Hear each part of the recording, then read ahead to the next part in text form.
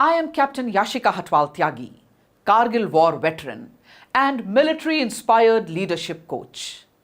शौर्य tales में हम फौजी वॉर स्टोरीज को डिकोड करते हैं, जिससे उनके लेसन्स को हर कोई अपने जीवन में और अपने ऑर्गेनाइजेशन को बेहतर बनाने के लिए सीख सकता है।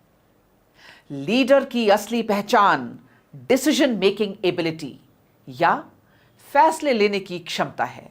क्राइसिस मैनेजमेंट का पहला उसूल, कठिन चुनौतियों के बीच भी दिमाग शांत रहे और फैसले प्रैक्टिकल अप्रोच पे बेस्ड रहें। बदलती हुई स्थिति और परिस्थिति को देखते हुए कोई भी ऑर्गेनाइजेशन अपनी स्ट्रैटेजी में कैसे बदलाव ला सकते हैं? How can leaders drop the fixed mindset and how we can be open to course correction. इन्हीं लेसन्स को लेकर आज की शौर्य टेल्स शुरू करते हैं। आज की कहानी कारगिल के युद्ध की एक शानदार कहानी है। मई 1999 कारगिल की लड़ाई छिड़ चुकी थी। इंडियन आर्मी और पाकिस्तान की नॉर्दर्न लाइट इन्फेंट्री के बीच लगातार गोलाबारी चल रही थी। बोफोर्स की गन्स अपनी गगनभेदी गूंज से आसमान को झिझोड़ रही थी और दिन पर दिन पारा शून्य से कई डिग्री नीचे लुढ़कता जा रहा था। लेकिन इसी समय दिल्ली में सत्ता के गलियारों में गर्मी थी। 25 मई का दिन था। प्रधानमंत्री श्री अटल बिहारी वाजपेयी ने कारगिल की लड़ाई में वायुसेना के फाइटर जेट्स के इस्तेमाल को गो अहेड दे दिया। लेकिन साथ ही एक इंस्ट्रक्शन भी था कि किसी भी सूरत में हमारे लड़ाकू जहाज लाइन ऑफ कंट्रोल यानी एलओसी को पार नहीं करेंगे। यह तो ठीक ऐसे ही था जैसे कि एक हाथ बांधकर लड़ाई के मैदान में भेज दिया हो, but still it was a big development और पाकिस्तान के लिए खुली चेतावनी थी। Entry of Indian air force prove to be a big game changer that would later change the outcome of the battle. 25 मई की सुबह सूर्य की पहली किरण के साथ श्रीनगर, अवंतीपुर और उधमपुर के एयरफोर्स स्टेशन से एक के बाद एक फाइटर जेट्स उड़ान भरने लगे। पीर पंजाल और जंस्कार की पहाड़ियों में सफेद बर्फ के समुद्र की ओर बढ़ते इंडियन एयरफोर्स के जाबाज फाइटर पायलट्स के हौसलों की उड़ान और युद्ध के नए दौर का शंखनाद था ऑपरेशन सफेद सागर। इंडियन आर्मी के ऑपरेशन विजय के साथ कंधे से कंधा मिलाकर इंडियन एयरफोर्स का ऑपरेशन सफेद सागर शुरू हुआ। तो शौर्य टेल्स में आज चलते हैं आप और मैं इंडियन एयरफोर्स के फाइटर एयरक्राफ्ट्स के कॉकपिट में बहादुर पायलट्स के साथ कारगिल की दुर्गम पहाड़ियों के बीच और पाकिस्तानियों को दिखाते हैं हमारा लोहा। इस ऑपरेशन को शुरू करते ही इंडियन एयरफोर्स के सामने कई चुनौतियां आईं। पहला चैलेंज, यह पूरा ऑपरेशन 14,000 से 18,000 फीट की ऊंचाई पर हो रहा था, जहां मौसम बहुत अनप्रिडिक्टेबल है। दूसरा चैलेंज, दुश्मन की बहुत सारी छोटी छोटी पोस्ट्स ऊंची ऊंची पहाड़ियों पर जगह जगह फैली हुई थी, जहां उन्हें लोकेट करना थोड़ा मुश्किल था। तीसरा चैलेंज, जो इंस्ट्रक्शन हमें पॉलिटिकल लीडरशिप से मिला था कि इंटरनेशनल प्रेशर के चलते हम किसी भी सूरत में लाइन ऑफ कंट्रोल को पार नहीं करेंगे। अब ऑपरेशन सफेद सागर के साथ कारगिल की लड़ाई में उतरी। दिन 27 मई 1999, डे 2 ऑफ ऑपरेशन सफेद सागर। MiG-21 पर सवार alert pilot flight lieutenant Nachiketa पहाड़ियों के ऊपर उड़ान भर रहे थे और दुश्मन के ठिकानों पर रॉकेट्स ड्रॉप कर रहे थे। लेकिन हवा में ऑक्सीजन की कमी की वजह से उनके रॉकेट्स अपने निशाने से चूक रहे थे।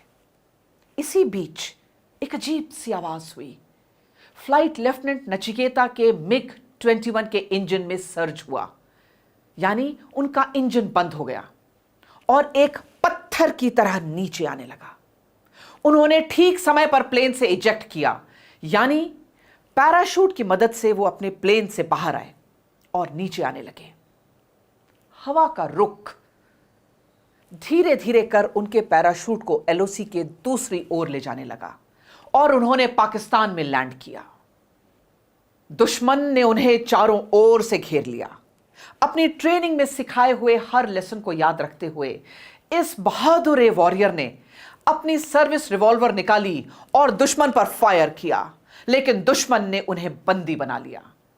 फ्लाइट लेफ्टिनेंट नचिकेता 8 दिनों तक पाकिस्तान की कैद में एक प्रिजनर ऑफ वॉर रहे।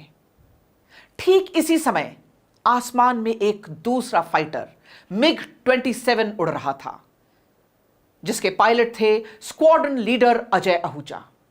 उनके रेडियो सेट पर खबर आई कि फ्लाइट लेफ्टिनेंट नचिकेता के MiG-21 की क्रैश लोकेशन को पता करना है। स्क्वाड्रन लीडर अजय आहूजा ने बिना कोई समय गवाए एलओसी की ओर रुख किया और नचिकेता की लास्ट रिकॉर्डेड लोकेशन पर बहुत नीचे उड़ान भरने लगे, जिससे उन्हें उनके जहाज का मलबा दिखाई दे। पर एकाएक जोर की आवाज आई, धमाका हुआ। स्क्वाड्रन लीडर अजय आहूजा के MiG-27 पे दुश्मन की शोल्डर टू एयर यानी स्टिंगर मिसाइल का डायरेक्ट हिट हुआ और उनका प्लेन धमाके के साथ एक आग के गोले में तब्दील हो गया। उन्होंने रेडियो सेट पे अपनी आखिरी लोकेशन हायर हेडक्वार्टर्स को बताई और पैराशूट के जरिए उन्होंने भी प्लेन से इजेक्ट किया। अब आप इमेजिन करिए, नीला खुला आसमान, सफेद और काले रंग में लिपटी हुई नुकीली पहाड़ियां, पैराशूट के साथ आसमान से उतरता एक जाबाज पायलट और नीचे घात लगाकर बैठा पाकिस्तानी, जिन्होंने निशाना लगाकर हवा से उतरते स्क्वाड्रन लीडर अजय आहूजा पे फायरिंग करी। उस समय यह पायलट ना तो खुद को डिफेंड कर सकता था और ना कहीं कवर ले सकता था। This was murder and a war crime in pure site. यह हरकत जेनीवा कन्वेंशन में लिखे हुए हर युद्ध के नियम के खिलाफ थी। खून से रिश्ता हुआ स्क्वाड्रन लीडर अजय आहूजा का शरीर नीचे आ रहा था और जमीन पर गिरने पर भी दुश्मन ने उनके शरीर पर क्लोज रेंज से गोलियां चलाईं। पूरे देश में गुस्से का माहौल था। अगले ही दिन मई 28, 1999 एक और हादसा। हमारी अटैक गनशिप Mi-17 दुश्मन की स्टिंगर मिसाइल का निशाना बनी और हेलीकॉप्टर में मौजूद चारों फौजी शहीद हुए। This was the time to go back to ops room and rework the strategy. यह देखा गया कि दुश्मन की स्टिंगर मिसाइल की रेंज 28,000 फीट है, तो डिसाइड यह हुआ कि हमारे सभी जहाज 30,000 फीट की ऊंचाई पर उड़ेंगे। और इस डिसीजन का नतीजा यह हुआ कि कारगिल की लड़ाई में दुश्मन ने तकरीबन 100 स्टिंगर मिसाइल फायर करी, लेकिन शुरुआती दिनों के इन 3 हादसों के अलावा पूरे ऑपरेशन सफेद सागर में इंडियन एयरफोर्स के एक भी जहाज को खरोंच तक नहीं आई। दूसरी चीज यह भी देखा गया था कि MiG-21 और MiG-27 के बॉम्ब्स हाई एल्टीट्यूड से गिराए जाने पर हवा में ऑक्सीजन कम होने की वजह से अपने टारगेट को एक्यूरेटली एंगेज नहीं कर पा रहे थे। तो दूसरा बड़ा डिसीजन लिया गया कि हमारे ब्रह्मास्त्र को इस्तेमाल किया जाए। मिराज 2000 ये फाइटर्स एकदम न्यू टेक्नोलॉजी के लेजर गाइडेड प्रिसिशन बॉम्ब से लैस थे, जो हजारों फीट ऊपर से गिराए जाने के बावजूद भी एक रुमाल जितने टारगेट को एक्यूरेटली एंगेज कर उसकी फोटोग्राफ्स भी लेते थे। Now all information was available कि हमला कहां हुआ और उस हमले का डैमेज क्या हुआ। आपको बताना जरूरी है कि आगे चलकर पाकिस्तान के अंदर जब हमने बालाकोट के टेरर कैंप को तबाह किया था और रिसेंटली ऑपरेशन सिंदूर के अटैक में भी हमने मिराज 2000 का बखूबी इस्तेमाल किया। It was a killer attitude of just do it and Indian air force was now killing it. युद्ध के बीच भी स्ट्रैटेजी को रीवर्क कर फैसले में बदलाव लाने की वजह से इंडियन एयरफोर्स को सफलता मिलती चली गई।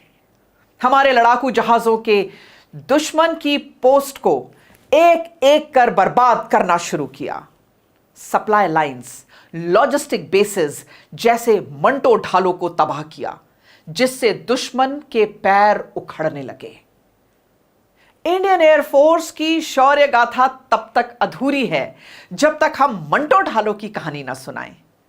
सो मंटो ढालो was a very prominent supply base of Pakistan, जहां से उनके सैनिक, राशंस, एम्यूनिशन, गोला बारूद ये सब इंडियन टेरिटरी में आगे भेजा जा रहा था। इसे बर्बाद करने का मतलब था पाकिस्तानियों की कमर तोड़ना। But Indian air force was in no particular hurry. कहते हैं ना कि revenge is a dish that is best served cold. Target भी हमारी पसंद का होगा और समय भी। अटैक का दिन मुकर्रर हुआ जून 17, 1999, जब एक बड़ी संख्या में पाकिस्तानी सैनिक मौजूद थे और हमारी इंटेलिजेंस के मुताबिक मंटो ढालो सप्लाई बेस में गोला बारूद और राशन भरा हुआ था। गड़गड़ाहट के साथ number 7 squadron of Mirage 2000 charged into the air territory and bombed the logistic base. 1000 pounder laser guided bombs की ताकत से मंटो ढालो तहस नहस हो गया और अब वहां पत्थरों के सिवा कुछ नहीं बचा। तकरीबन 300 पाकिस्तानी सैनिक इस अटैक में मारे गए। ठीक एक हफ्ते बाद जून 24 को हमने टाइगर हिल पर इंडियन एयरफोर्स का वो जलवा देखा जिसने इंडियन आर्मी को टाइगर हिल फतह करने की राह में आगे बढ़ा दिया। इंडियन एयरफोर्स का खौफ पाकिस्तानियों के दिल में इस तरह भर गया था कि उन्हें रात दिन हमारे फाइटर प्लेन्स ही नजर आ रहे थे।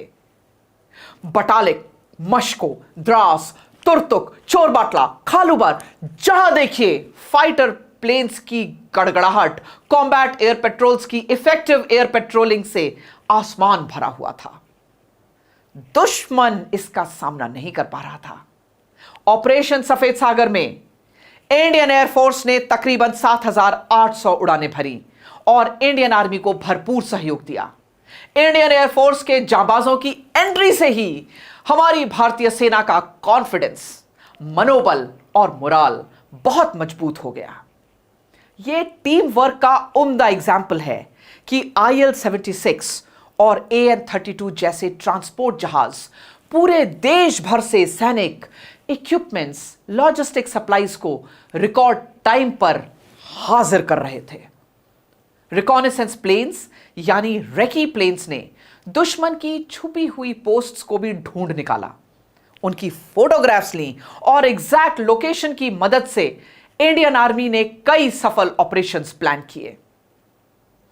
इन्फेंट्री के जवान को दुश्मन के ठिकानों के पास पहुंचकर भी इंडियन एयरफोर्स ने रीइंफोर्समेंट पहुंचाया। यह लड़ाई इतनी भयावह थी कि हमारे तकरीबन 1300 से ज्यादा जवान बुरी तरह से घायल हुए। कभी बुलेट शॉट, कभी माइन इंजरी, किसी को हेड इंजरी तो किसी को स्पाइनल इंजरी, फ्रैक्चर्स, शार्पनल्स के साथ साथ मौसम भी हमारा दुश्मन था। घायल सैनिकों का कैजुअल्टी इवैक्यूएशन करते हुए इंडियन एयरफोर्स के जाबाज हेलीकॉप्टर पायलट्स ने बिना समय गंवाए रात दिन एक कर दिया, जिससे ना जाने कितने सैनिकों की जान बची। कॉम्बैट एयर पेट्रोल ने लगातार अपनी वायु सीमा की चौकसी करते हुए दुश्मन के एक भी जहाज को भारतीय वायु सेना में फटकने तक नहीं दिया। Last but not the least, the bombers, the fighter pilots, जिनके हौसले और खतरों से खेलने के जुनून ने दुश्मन के हौसले पस्त कर दिए। प्रोफेशनलिज्म इतना कि पूरे ऑपरेशन में there was not a single blue on blue kill, यानी एक ही पहाड़ी पर दुश्मन और हमारी सेना दोनों मौजूद थी। वहां ऐसी अचूक बॉम्बिंग करना कि वो बॉम्ब दुश्मन पर ही गिर रहे थे और हमारी सेना का बाल भी बांका नहीं हुआ। We salute the Indian air force, they touched the Kargil skies with glory. नभः स्पर्शम दीप्तम। शौर्य टेल्स में ऐसी ही और कहानियों के साथ हम फिर मिलेंगे। जय हिंद की सेना।